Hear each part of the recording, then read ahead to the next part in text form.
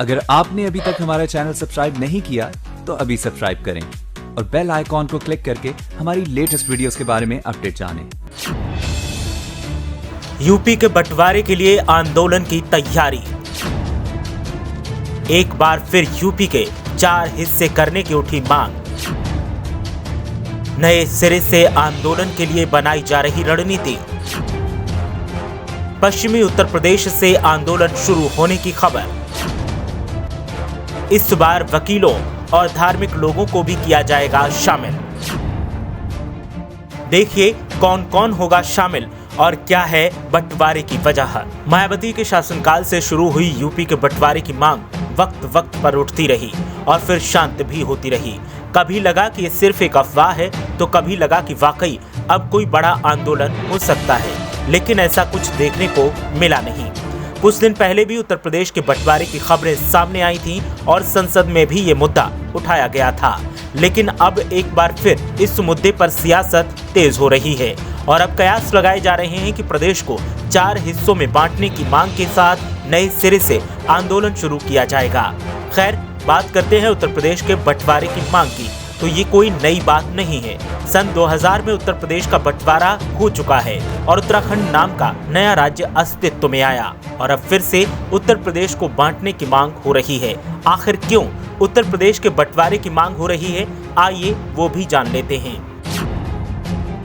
उत्तर प्रदेश की आबादी करीब 22 करोड़ है।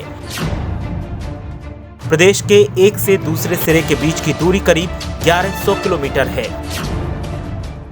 प्रदेश का क्षेत्रफल ज्यादा होने की वजह से विकास कार्य कम हो पाते हैं। जनसंख्या इतनी ज्यादा है कि जरूरतमंदों को उनका हक तक नहीं मिल पाता। ऐसे में प्रदेश के बंटवारे की मांग अक्सर तेज होती रही है। अब पश्चिमी उत्तर प्रदेश से इस मांग को तेज किया जा सकता है। आंदोलन को तेज करने के लिए तमाम वरिष्ठ लोगों को जोड़ने की तैयारी है। इसमें कई धर्मों के लोगों और अधिवक्ताओं को शामिल किया जाएगा, खासकर वो अधिवक्ता जो मेरठ में हाईकोर्ट की बेंच की मांग करते आ रहे हैं। कहा जा रहा है कि इनके साथ जुड़ने से प्रदेश को बांटने की मांग को बल मिलेगा। साल 2011 में मायावती ने प्रदेश को बांटने का प्रस्ताव पारित किया था। केंद्र सरकार के पास इस प्रस्ताव को भेजा भी गया, लेकिन फिर सब शांत हो गया। 2012 में सपा की सरकार बनी और सपा प्रदेश के बंटवारे के खिलाफ दिखी। मायावती ने उस वक्त प्रदेश को 4 हिस्सों में बांटने की वकालत की थी। प्रस्ताव के मुताबिक अवध प्रदेश, बुंदेलखंड, पूर्वांचल और पश्चिम प्रदेश राज्य बनने थे। किसान नेता चौधरी पुष्पेंद्र सिंह अब बंटवारे पर जोर दे रहे हैं। 90 के दशक में कांग्रेस नेता निर्भय पाल शर्मा, इम्तियाज खान ने आंदोलन शुरू किया था। आगरा, मथुरा, मेरठ, सहारनपुर, मुरादाबाद और बरेली मंडलों को मिलाकर प्रदेश बनाने की मांग की गई थी, लेकिन मामला लटका ही रहा और नतीजा नहीं निकला। चौधरी अजीत सिंह भी इस मामले को उठाते रहे और संसद तक लेकर गए, लेकिन नतीजा ढाक के 3 पात जैसा ही रहा। बात की जाए पूर्वांचल की मांग की, तो उत्तराखंड से पहले पूर्वांचल की मांग होती रही, लेकिन उस पर भी कोई खास फैसला नहीं निकला। 1962 में गाजीपुर से सांसद विश्वनाथ प्रसाद गमहरी ने मुद्दा संसद में उठाया था। संसद में गमहरी ने इस क्षेत्र के लोगों की समस्या और गरीबी को बयान किया था। यहीं से पूर्वांचल राज्य की मांग ने तेजी पकड़ी, लेकिन फिर शांत हो गई।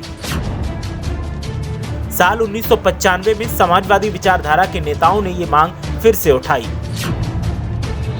कुछ नेता गोरखपुर में जुटे और पूर्वांचल राज्य बनाओ मंच का गठन किया। इसमें मधुकर दिघे, मोहन सिंह, रामधारी शास्त्री, प्रभु नारायण सिंह, हरिकेवल प्रसाद कुशवाहा शामिल थे। बाद में कल्पनाथ राय और पूर्व प्रधानमंत्री चंद्रशेखर ने भी पूर्वांचल राज्य का मुद्दा उठाया। हालांकि आधुनिक समाजवादी विचारधारा के लोग प्रदेश तोड़ने के खिलाफ हैं। वर्तमान में यूपी के सीएम योगी आदित्यनाथ भी पूर्वांचल बनाने के हिमायती रहे हैं। योगी ने सांसद के तौर पर पूर्वांचल के बड़े नेताओं की बैठक भी गोरखपुर में करवाई थी।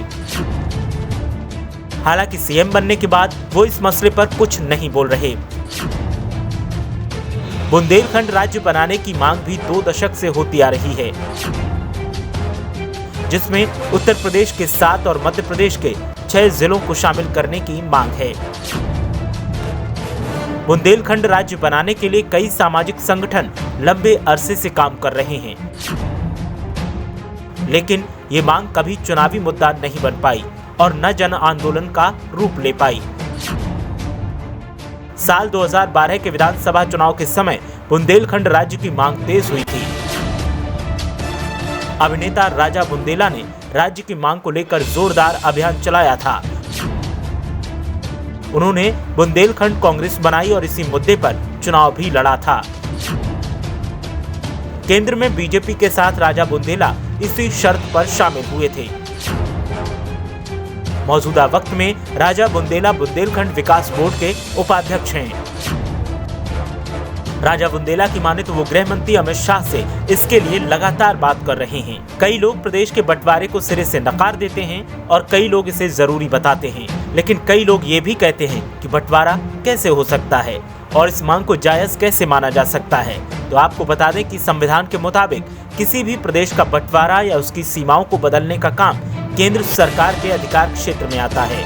संविधान के अनुच्छेद 3 में केंद्र सरकार को नए राज्य के निर्माण और वर्तमान राज्यों के क्षेत्रों, सीमाओं या नामों में परिवर्तन का अधिकार दिया गया है।